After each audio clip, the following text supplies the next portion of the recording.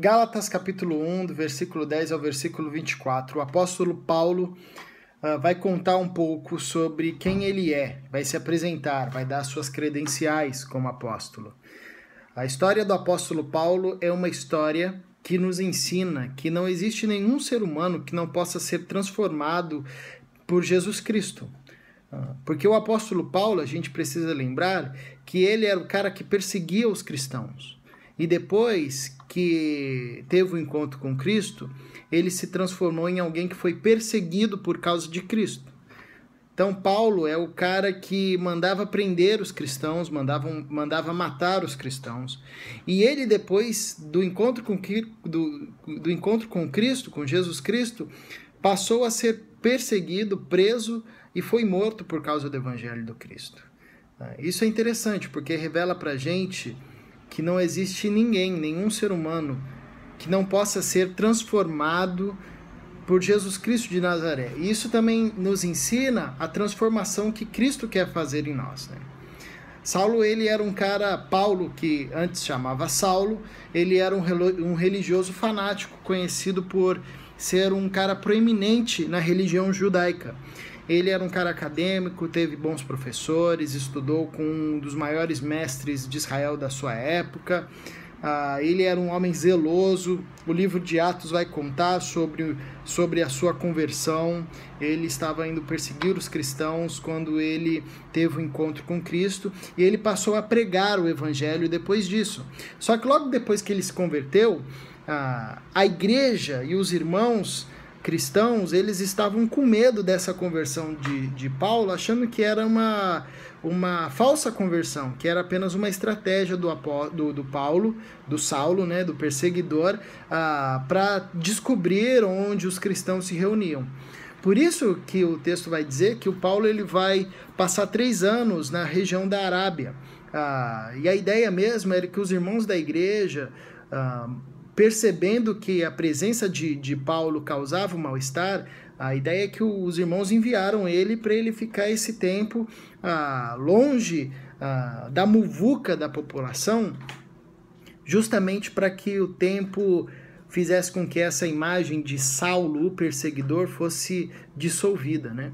Então ele vai passar esses 3 anos na região da Arábia, o tempo onde ele vai se aprofundar nos estudos, e depois ele volta para Damasco e para as outras regiões para começar a pregar o evangelho, e depois ele volta para se apresentar para os apóstolos.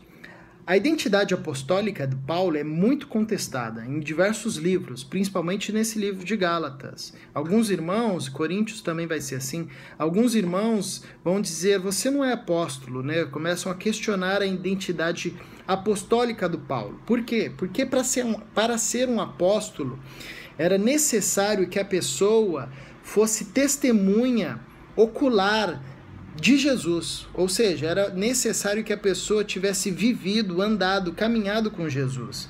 Quando os discípulos vão escolher um substituto para o Judas, eles escolhem justamente alguém que tinha caminhado com Jesus. E Paulo não tinha caminhado com Jesus.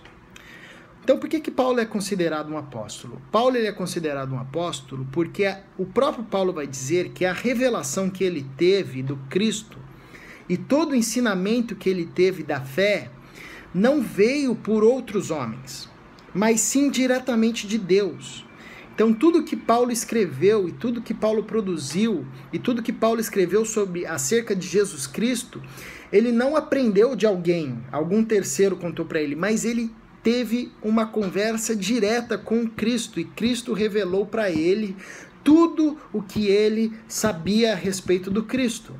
Por isso que Paulo é considerado um apóstolo. E ele vai dizer, eu não recebi o que eu recebi de homens. Eu recebi diretamente do Cristo. Cristo me falou, o Espírito me revelou todas as coisas a respeito do Cristo. Então, a veracidade do ministério apostólico do Paulo vem dessa verdade de que tudo que ele tinha recebido era a revelação do Cristo. Isso é interessante, porque nos faz lembrar que na fé cristã, tudo que nós sabemos de Deus é fruto da revelação que o Espírito nos dá.